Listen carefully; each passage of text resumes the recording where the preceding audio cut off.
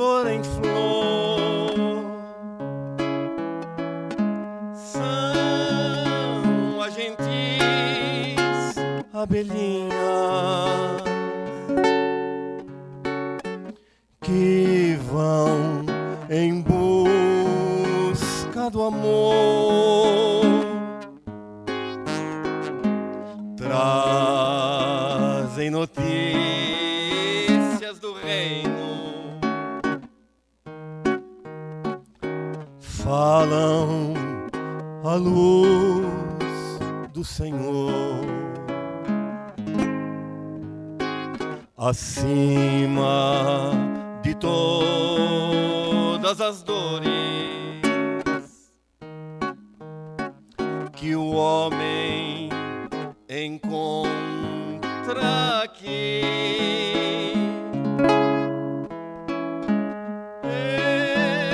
existe um campo florido, cheio de aromas e cores. Quem encontra o caminho tem o perfume das flores, e só existe um roteiro todo enfeitado de luz. Quem reconduz a estrada é o nosso meigo Jesus.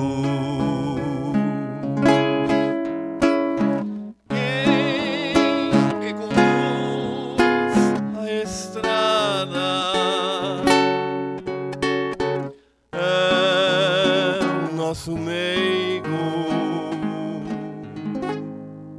Jesus.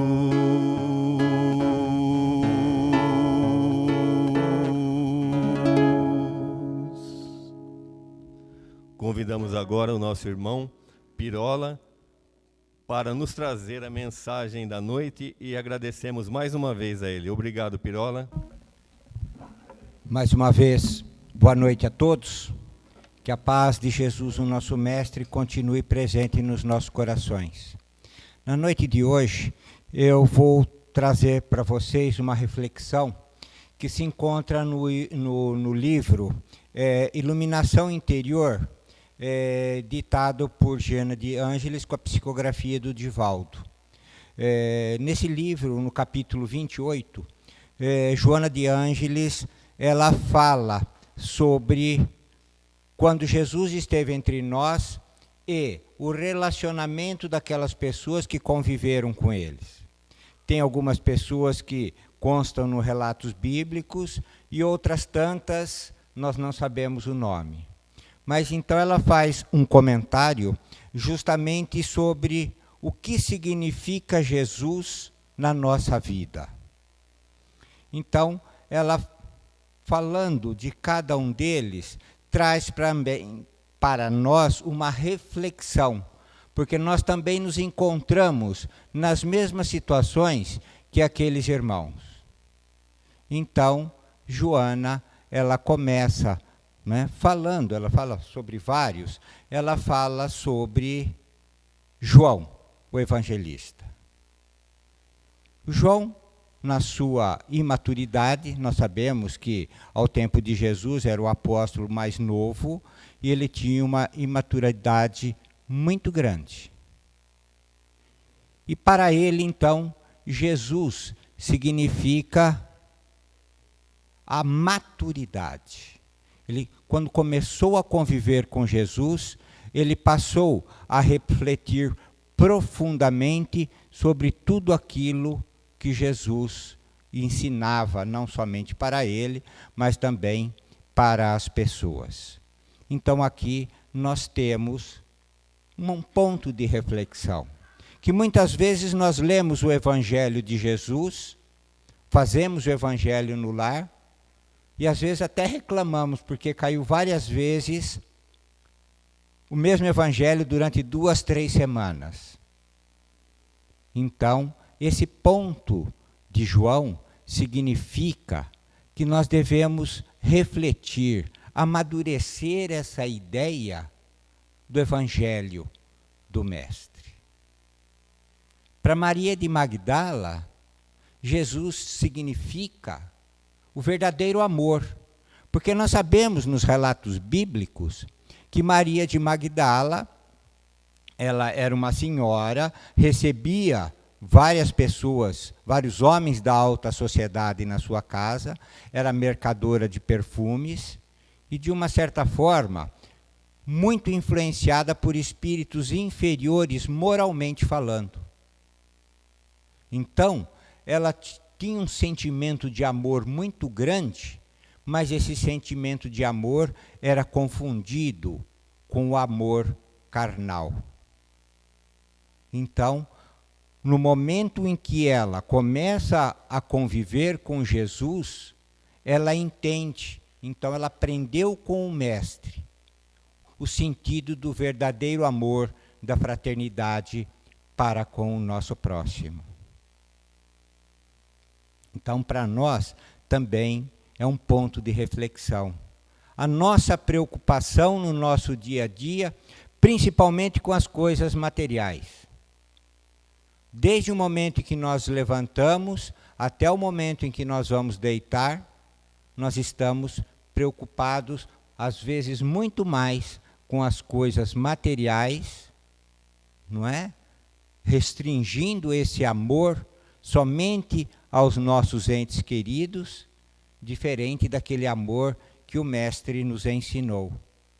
E a partir daquele momento, depois do desencarne do Mestre, ela começou a viver na periferia das cidades, cuidando dos leprosos. Doença esta que lhe causou o desencarne. Então, para Maria de Magdala, Jesus significa o amor verdadeiro, o amor fraterno, aquele amor que Jesus pediu que nós tivéssemos para com o nosso próximo. Então, o ponto de reflexão para nós, nesse momento, é justamente como está o nosso sentimento de amor em relação ao nosso próximo. Como que nós estamos trabalhando isso? O que estamos fazendo em benefício nosso e em benefício do nosso próximo, o verdadeiro amor que o Cristo nos ensinou. Ou seja, fazendo para o nosso próximo aquilo que nós gostaríamos que fosse feito para nós. Para Maria, mãe de Jesus, o que significou? Como ela mesma relata numa conversa que teve com Isabel, não é? Quando seus filhos já haviam nascido. Isabel era prima de Maria, não é? E mãe de João Batista. E ali, então, num diálogo, ela fala com Isabel, justamente que aquele que ela carregou em seus braços, ela nunca viu ninguém divulgar o reino dos céus com tamanha fidelidade quanto o seu próprio filho. Ela reconheceu nele um espírito de uma hierarquia muito grande, em que deu a ela o prazer de ter sido mãe de Jesus, o nosso Mestre. Todos nós, de uma certa forma, seremos pais, seremos mães, né? Teremos filhos, temos a responsabilidade de auxiliá-los, instruindo, moral e intelectualmente falando, e cada um de nós, como está escrito no livro Nós, Emmanuel, na mensagem número 3, ele fala que cada um de nós haveria de escrever algo durante a nossa passagem no planeta Terra. Nem todos escreveriam livros. Uns trabalhariam no campo, abririam leiras, outros na cidade, construindo edifícios, escolas. mas que todos nós haveríamos de escrever alguma coisa durante a nossa passagem pelo planeta Terra. Então, é uma responsabilidade nossa, honrando o nosso pai e a nossa mãe naquilo que eles nos ensinaram, e também ensinando aos nossos filhos como seria a melhor caminhada para cada um deles. Para Pedro, Jesus significa, depois do momento da sua negação, ele significa a verdadeira fidelidade de amor nos seus ensinamentos. Porque Pedro, ainda inseguro, momentos antes da crucificação, no julgamento de Jesus, ele negou o Cristo. Nós podemos não negar o Cristo muitas vezes nas palavras, mas às vezes nós negamos o Cristo em nossas obras. Como fala, não é? Joana de Ângeles fala que para Pedro, Jesus significa a verdadeira fidelidade. Ou seja, ter fidelidade significa praticar tudo aquilo que Jesus nos ensinou. Mesmo antes de ele iniciar a sua tarefa pública, Maria, numa segunda fala relatada em todo o Evangelho, foi quando das bodas de Caná. A primeira fala de Maria foi quando Jesus e seus apóstolos foram até esse casamento. E quando terminou o vinho, a primeira fala de Maria, que aparece em todo o relato bíblico, além daquele na casa de sogra de Pedro, quando foi buscar o filho, Maria diz assim: acabou o vinho. E numa segunda fala, nessa mesma passagem, ela chama os servos e diz assim: fazei tudo o que ele mandar. Fazei tudo o que ele mandar. Isso é ter uma fidelidade em relação àquilo que ele nos ensinou. Em relação a Natanael, aquele paralítico que todos nós já lemos, né, no relato bíblico, em que ele desceu pelo teto. Para Natanael, que movimentou o seu pensamento, o seu sentimento em busca do Cristo, significa a libertação, entre aspas, da prisão física. Ele estava preso fisicamente dentro das suas enfermidades. Mas mentalmente ele foi de encontro ao Cristo. E para nós significa que nós também, muitas vezes presos dentro das nossas limitações, devemos movimentar a nossa mente em busca do Cristo, para que possamos absorver o maior número de conhecimentos possíveis, para que possamos colaborar com o trabalho que ele iniciou há quase 2000 anos atrás. Para Caifás, que o julgou, foi difícil para Caifás conceber a ideia de que o reino de Deus seria implantado na maior humildade possível.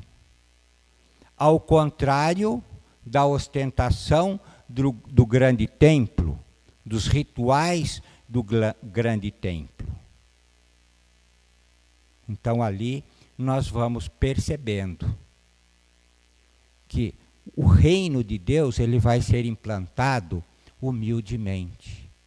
E que devemos trabalhar assim, sermos humildes, cada um de nós fazermos a nossa parte, como disse há pouco, para conseguir terminar aquilo que o Cristo nos ensinou. Começou a implantação do reino de Deus aqui no planeta Terra. Estamos quase no final, né, de expiações e provas, indo para a regeneração. Ainda falta um tanto para nós galgarmos nesse trabalho. E esse trabalho é um trabalho humilde. A exemplo do mestre, sentado junto com os pobres estropiados, às vezes à noite, sem claridade nenhuma, continuando ensinando. Levantava cedo do Monte das Oliveiras, onde ele costumava dormir, e descia para o grande templo para ensinar. Isso está no relato também de João, não é? Onde fala sobre a passagem da mulher adúltera, que logo cedo Jesus desceu, né, do Monte das Oliveiras e estava ensinando ali na entrada do grande templo. E é assim que nós vamos fazer o nosso trabalho. Um trabalho de formiguinha. Cada um colaborando dentro daquilo que sabe, dentro daquilo que entende. Para que possamos juntos concluir, como já disse, a obra que o Cristo nos ensinou. Para aquele menino endemoniado, que ora caía no fogo, ora caía na água, Jesus significou para ele o quê? A libertação espiritual. Quanto de nós, muitas vezes, nos pegamos com pensamentos e sentimentos inferiores, moralmente falando? Um sentimento de raiva, um sentimento de angústia, não é? Para nós, a busca do Evangelho significa a nossa libertação espiritual. Quanto ainda estamos presos, entre aspas, em sentimentos inferiores adquiridos em vidas passadas, em épocas diferentes da nossa evolução. Lá no reino animal, por exemplo, onde desenvolvemos o egoísmo, o orgulho, a vaidade, a ferocidade para a perpetuação da espécie. E hoje, muitas vezes, nós estamos percebendo entre nós a ferocidade que existe. Porque nós estamos presos mentalmente em experiências pretéritas. No tempo de Moisés, Moisés falava de um Deus vingativo, de um Deus bravo, que punia as pessoas. Quando Cristo veio, ele passou uma imagem de Deus nosso Pai totalmente diferente daquela. Deus bom, consciencioso, infinitamente bom e justo, em que, confiando nesses ensinamentos do Mestre, de uma certa forma, nós vamos conseguindo progredir cada vez mais, nos livrando do nosso pretérito. Para Paulo de Tarso, no final da sua vida pública, o que significa o Cristo para ele? Significa aquele que se utilizava da mediunidade dele, como o próprio Paulo disse, não sou eu mais que falo, mas é o Cristo que fala em mim. É um ponto de reflexão para nós, quanto o Cristo fala em cada um de nós, ou quanto nós falamos do Cristo aonde nós estamos. Se nós formos como diz Joana, né, perguntar para Lázaro o que significa Jesus na vida dele, para Lázaro significa a ressurreição, significa a volta à vida. Nós sempre tivemos, não é, a informação, de uma certa forma, que ao término da vida física estaríamos num determinado lugar esperando o julgamento final. Mas ali ele mostra para todos nós que muitas vezes nós dormimos, como ele mesmo diz para a irmã de Lázaro. Ele não morreu, ele apenas dorme. E ali então o Cristo o acordou, entre aspas. Será que o Cristo realmente já nos acordou? Ou temos apenas conhecimento dos seus ensinamentos? O que significa acordar, ser acordado pelo Cristo? Significa que nós, além de recebermos a informação, temos conhecimento de como praticar, colocar isso em prática. Pois é através dessa prática que passaremos a ter o merecimento da verdadeira vida, da vida espiritual. Caso contrário, haverá a necessidade de retornarmos à vida material para adquirirmos aquele óleo necessário para poder manter sempre acesa a chama dos ensinamentos do Mestre. Nos lembrando a parábola das 10 virgens, 5 tolas e 5 sábias.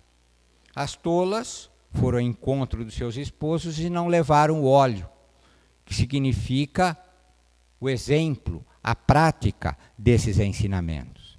E as sábias levaram, além da lâmpada, além do conhecimento, levaram consigo as suas obras. Então, nós vamos percebendo que em cada situação que Jesus teve com as pessoas, isso nos cabe. Pilatos. O que significa para Pilatos ter convivido com Jesus?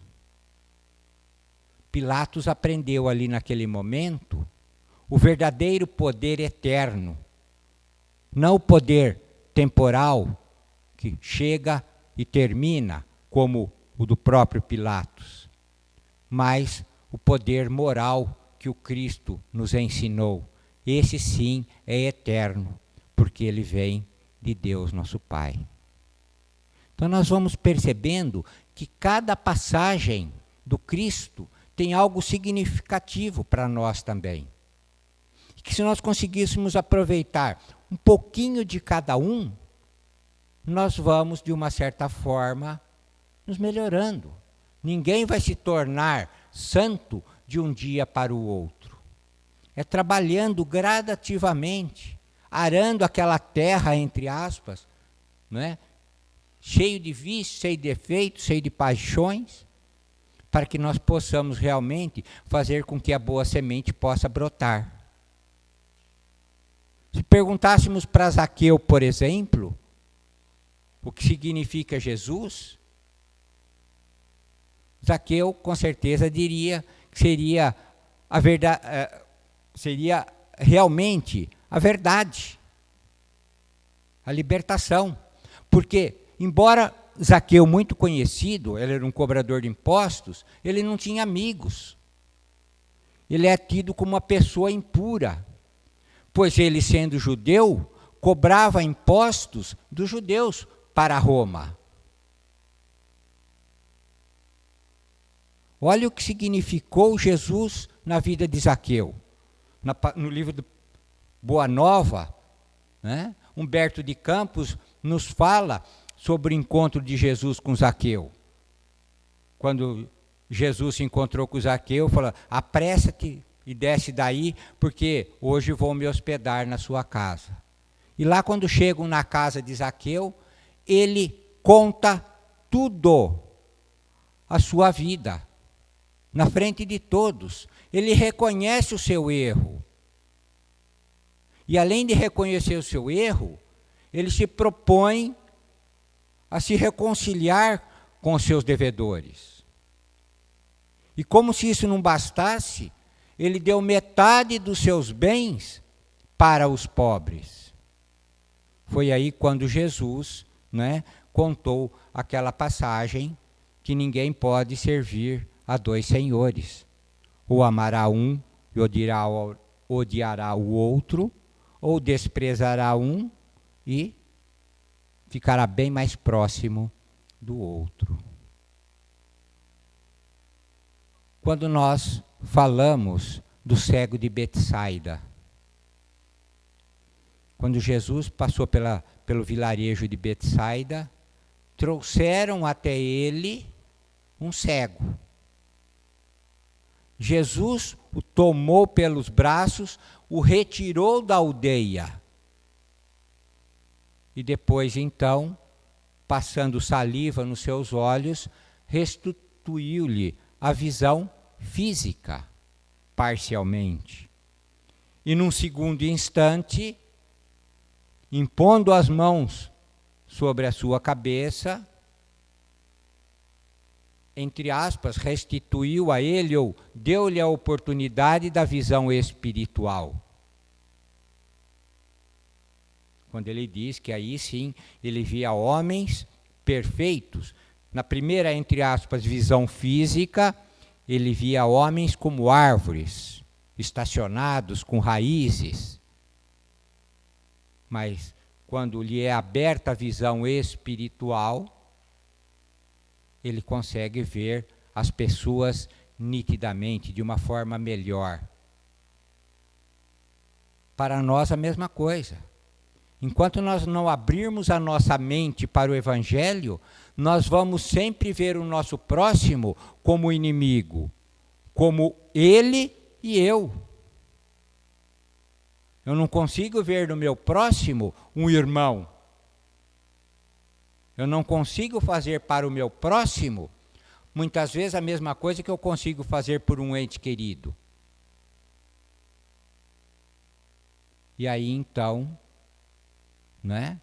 no cego de Betsaida, Jesus mostra para ele uma das melhores lições que nós podemos tirar também.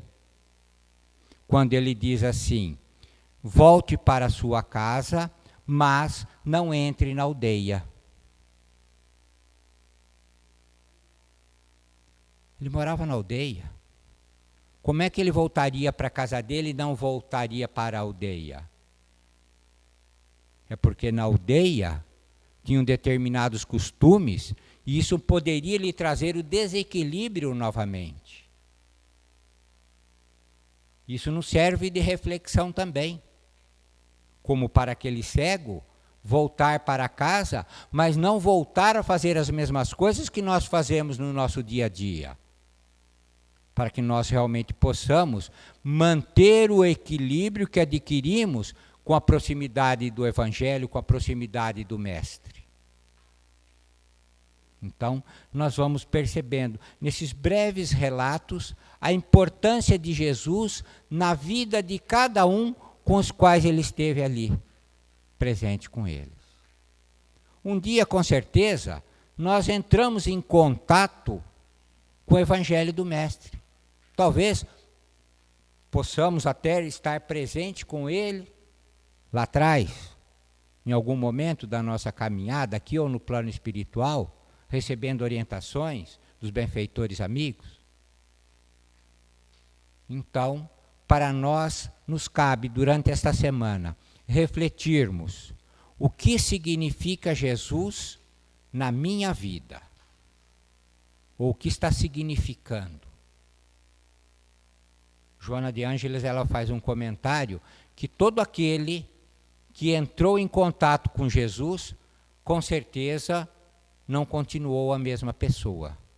Ou se continuou a mesma pessoa, é porque esse contato foi superficial.